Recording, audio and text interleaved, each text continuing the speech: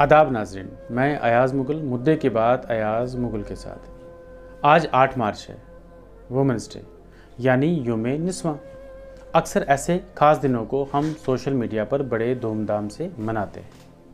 Happy women's day के messages post करते हैं, वुमेन एम्पावरमेंट की बात करते हैं और वुमेन्स राइट की वकालत करते हैं।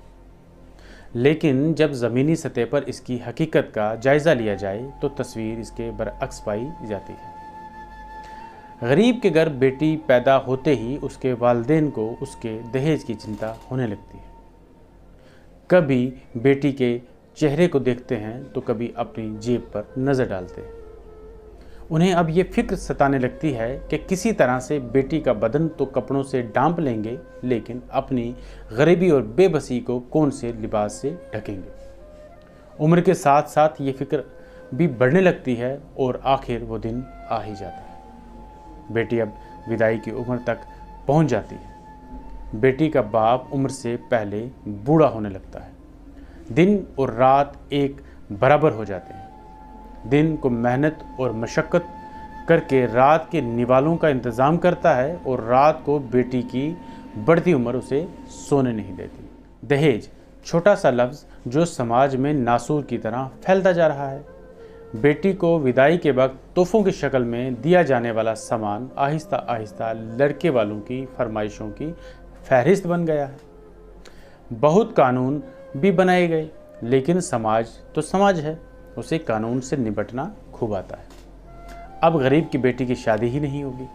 अब शादी नहीं तो दहेज के लेन देन का मसला ही खत्म। क्या करें, फिर भी बेटी की शादी तो करनी है।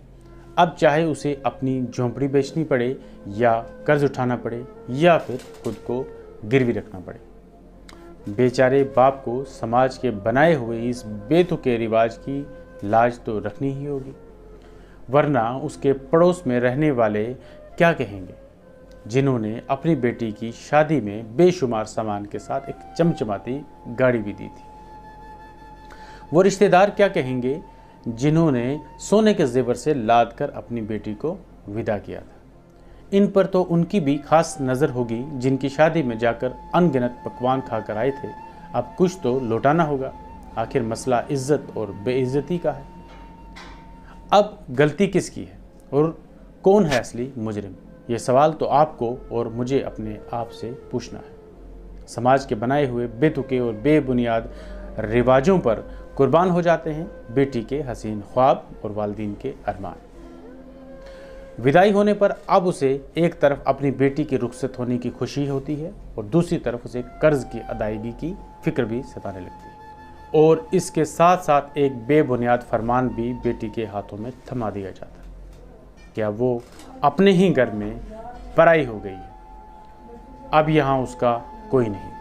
और फिर किसी दिन ये खबर आती है कि उसकी बेटी दहेज के कारण जला दी गई, या उसके हाथों में तलाक के कागज़ थमाकर घर भेज दिया गया। और वो गैरतमंद बेटी समाज के सवालों और जवाबों से बचने के लिए और अपनी वालिदैन पर मज़ीद बोझ ना बने, इसलिए ख़ुदकुशी को अपना मुकद्दर बना लेती है, वरना ज़िंदा रहकर भी कहाँ उसे ज़िंदा रहने देते। एक ज़िंदा लाश बनकर कब तक अपना ही जनाजा ढोती रहती है।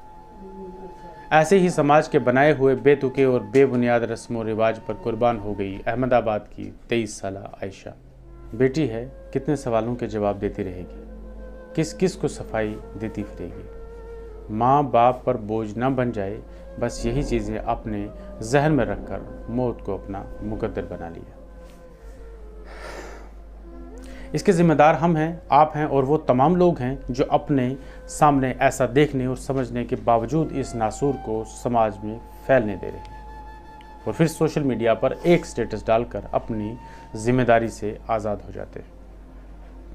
खुदा ना करे ये आग हमारे और आपके घर को अपनी लपेट में ले ले और सिवाय पछताने के हमारे पास कुछ ना रहे। चलो एक नई पहल करते हैं, दहेज लेने और देने वालों से लाताल्लुकी का ऐलान करते हैं। इसे दहेज कोरोना का नाम देते हैं और इसके बीमार से सोशल डिस्टेंसिंग बना कर रखते हैं। इनसे हाथ न मिलाएं, दूर रहें, सतर्क रहें, स्वस्थ रहें। अभी इसकी कोई वैक्सीन नहीं बनी है, बचाव ही इलाज है। उम्मीद है आपको हमारा ये आज का प्रोग्राम पसंद आया होगा। मुद्दे की बात अयाज़ मुग़ल के साथ के अगले प्रोग्राम में आप लोगों के सामने दोबारा हाज़िर होऊंगा। तब तक के लिए खुदा हाफिज़।